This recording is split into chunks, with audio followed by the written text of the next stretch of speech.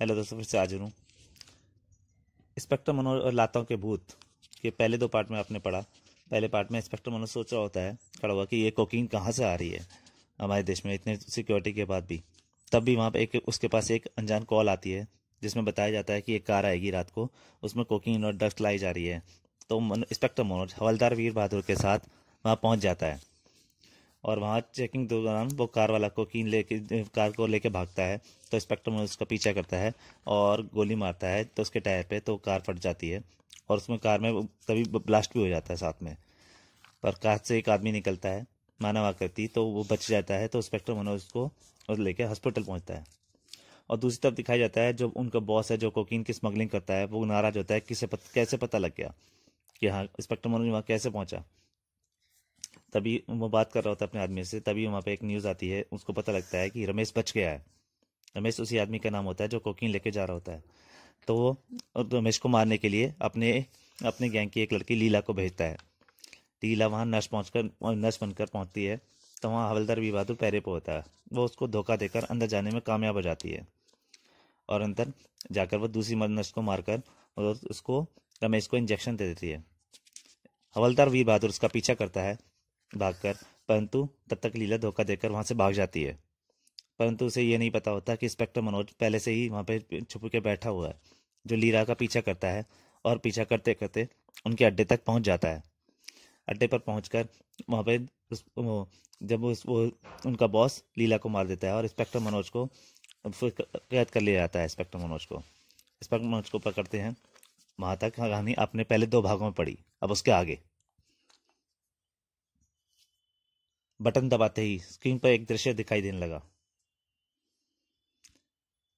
इन लाशों को देख रहे हो इंस्पेक्टर मनोज? ये लाशें मुर्दा घरों और कब्रिस्तानों से चुराई गई हैं। इन लाशों को विशेष रसायन में डुबोकर बैगों में सुरक्षित रखा जाता है। जानते हो क्यों? क्योंकि इन्हीं लाशों की चीर फाड़ करके हम चरस, हीरोइन, कोकीन तथा नशीले ड्रग्स इनमें भर देते हैं और फिर बड़े आराम से अपना माल हिंदुस्तान के बड़े बड़े शहरों में सप्लाई करते हैं। ओह, परंतु एहतियात के तौर पर हम लास्ट में एक ट्रांसमीटर बम भी फिट कर देते हैं, ताकि खतरा होने पर हम यहीं बैठे बैठे रिमोट की मदद से विस्फोट कर सकें। अब समझा? उस काली कार में मौजूद दूसरा व्यक्ति जिंदा नहीं मुर्दा था, और खतरा देखकर तुमने विस्फोट कर अपने जुर्म का सबूत मिटा डाला। हाँ, हम अपने जुर्म का कोई सबूत पीछे नहीं छोड़ते। इसकी जिंदा मिसाल रमेश और तुम्हारे सामने ये लीला है। अब तुम्हारी बारी है। समझा। मरने से पहले मैं तुम्हें एक बात समझाना चाहता हूँ। समझाओ। वह बात मैं तुम्हें शब्दों में नहीं, लातों में से समझाऊंगा, क्योंकि तुम लातों के भूत हो, बातों से नहीं समझ पाओगे। हा हा हा, बहुत खूब, बहादुर भी हो और चालाक भी। पर अगर तुम यह समझो कि तैश में आकर मैं अपनी सुरक्षा कवच से तो बाहर निकल आऊंगा, तो यह तुम्हारी भूल है। ले जाओ इस गुस्ताख को और हमारे भूखे शेर के पिंजरे में डाल दो। बहुत दिनों से उसने इंसानी गोश्त नहीं चखा है। जो आ गया बॉस। दोनों गनमैन इंस्पेक्टर मनोज को लेकर चल दिए। इंस्पेक्टर मनोज को कक्ष के बाहर ले गए। तब डॉक्टर सिंह ने अपने आदमियों को लीला की लाश ठिकाने लगाने का हुक्म दिया। लाश के हॉल चढ़ते ही, आज हम बहुत खुश हैं। इसी खुशी में हम अपने साथियों को अपने साथ शराब की पार्टी में शामिल होने की दावत देते हैं। पार्टी का इंतजाम करो और पहरेदारों को छोड़कर बाकी आदमियों को भी यहाँ बुला लो। सभी आदमी खुश हो जाते हैं। Hurray hurray.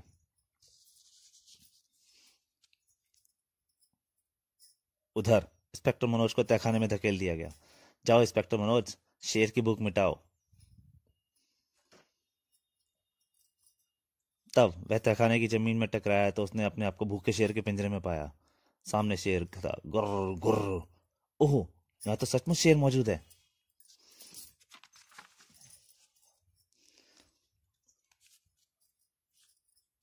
अगले ही पल शेर ने गुर्राते हुए इंस्पेक्टर मनोज पर छलांग लगा दी। लेकिन इंस्पेक्टर मनोज सतर्क था। वो तुरंत से एक तरफ हट गया और शेर सामने जाके सलाखों से टकरा गया। फिर इससे पहले कि शेर दोबारा इंस्पेक्टर मनोज पर आक्रमण करता, इंस्पेक्टर मनोज ने पीछे से शेर को गर्दन को पकड़ लिया, परंतु भूखा शेर जल्दी इंस्पेक्टर मनोज को अपने से अलग करने में कामयाब हो गया। ओहो! और फिर शेर को रान लगा उसके ऊपर। हमला शेर से पहले कि शेर हमला कर पाता, जैसे ही शेर आगे बढ़ा, धाएं, दूर से एक गोली आई और उसने इंस्पेक्टर मनोज को शेर को मार दिया। शेर को गोली का निशाना बनते देख इंस्पेक्टर मनोज की निगाहें बरबसी गोली चलाने वाले की तरफ घूम गई। शेर मर चुका था। कौन हो तुम? मेरा नाम रहमत है, मैं इसी तस्कर गिरोह का एक सदस्य हूं। फिर तुमने मुझे क्यों बचाया? क्योंकि मैं डॉक्टर सिंह और उसके गिरोह को बर्बाद और तबाह कर देना चाहता हूं। फिर रहमत ने पिंजरे का ताला खोल इंस्पेक्टर मनोज को बाहर निकाला। मैंने ही फोन पर आपको काली कार की खबर दी थी।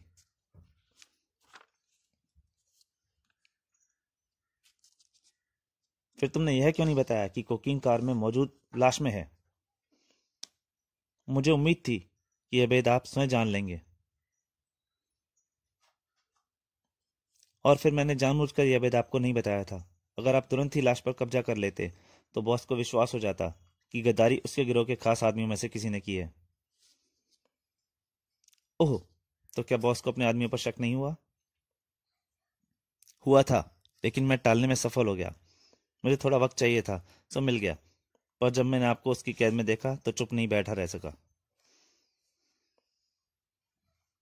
मेरी मदद करने का अंजाम जानते हो भी तुमने मेरी मदद की। मुझे अपनी जान की परवाह नहीं है इंस्पेक्टर साहब, मुझे विश्वास है आप उस शैतान को जरूर सजा दिलाएंगे। कहते कहते रहमत की आवाज भर्रा गई और उसकी आंखें छलछला उठी। नशीले पदार्थों के सेवन की लत में पड़कर मेरा जवान बेटा अपनी जान दे बैठा था। तभी से मैंने ठान लिया था कि मैं इस धंधे को खत्म करके ही दम लूंगा। मैं तुम्हारी जज्बात की कदर करता हूं रहमत। आप फौरन यहां से निकल जाइए इंस्पेक्टर, अभी बॉस और उसके आदमी शराब पीने में मस्त हैं। ओहो, फिर तो तुम्हें वहां ना देखकर तुम्हारे बॉस को शक हो सकता है। तुम फौरन वहां पहुंचो। लेकिन आप वक्त मत गवाओ, डॉक्टर सिंह के करीब रहकर मेरे पहुंचने का इंतजार करो। तब तक मैं ना पहुंचूं कोई गलत कदम ना उठा बैठना। इंस्पेक्टर मनोज के समझाने पर रहमत वहां से चल दिया। रहमत के जाते ही इंस्पेक्टर मनोज टेलीपैथी द्वारा हवलदार वीर बहादुर से संबंध स्थापित करने की कोशिश में जुट गया। हवलदार वीर बहादुर, मेरी आवाज तुम तक पहुंच रही है ना? तुम सुन रहे हो ना? तुम सुन रहे हो ना? टेलीपैथी के जरिए। इधर हवलदार वीर बहादुर थाने में बैठा इंस्पेक्टर मनोज के लौटने का इंतजार कर रहा था। अचानक वह चौंका। हवलदार, मैं इंस्पेक्टर मनोज तुम्हें कॉल कर रहा हूँ, तुम सुन रहे हो ना? दूसरे ही पल, मैं सुन रहा हूँ सर, आप कहाँ हैं? मैं कब से आपका इंतजार कर रहा हूँ। मेरी बातें ध्यान से सुनो।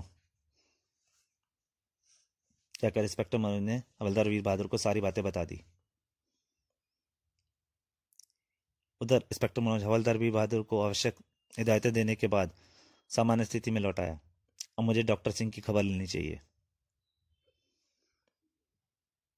उधर रहमत हॉल में चल रही पार्टी में शामिल हो चुका था। डॉक्टर सिंह और उसके आदमियों का शराब का रंग चढ़ता जा रहा था। आज हमारे धंधे पर मंडरा रहा बहुत बड़ा खतरा खत्म हो गया है। अब हम खुलकर धंधा करेंगे। कल सारा माल बाजार में भेज दिया जाएगा। हा हा हा, आप महान है बॉस। इंस्पेक्टर मनोज की मौत ही उसे यहाँ खींच लाई थी। सारे आदमी बहुत खुश थे, जश्न मना रहे थे। तभी इंस्पेक्टर मनोज ने प्रवेश किया। खामोश, तुम लोगों का खेल अब खत्म हो चुका है। इंस्पेक्टर मनोज, तुम जिंदा हो? खतरा भापते ही डॉक्टर सिंह शीशे कैबिन की तरफ लपका।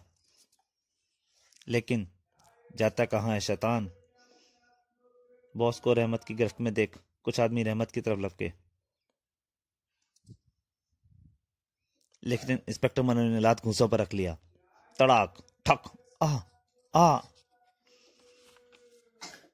तभी, खबरदार कोई अपनी जगह से ना हिले। हवलदार वीर बहादुर पुलिस लेके पहुंच चुका था। गुड हवलदार, तुम ठीक वक्त पर पहुंचे। मैं तो हमेशा वक्त पर पहुंचता हूं सर, पर वक्त ही मेरा साथ नहीं देता। Shut up. Yes sir. Inspector Manoj के आदेश पर सभी अपराधियों को हिरासत में ले लिया गया। उस हवेली के तहखाने में पुलिस में लाशों के साथ साथ कई 100 किलो नशीले पदार्थ भी अपने कब्जे में ले लिए। लगभग 2 घंटे की कार्रवाई के बाद हवेली को सील करने के बाद पुलिस का कारवां मैं कैदियों और सबूतों के साथ शहर वापस लौट रहा था। तो दोस्तों, ये कहानी यहीं तक। नमस्कार।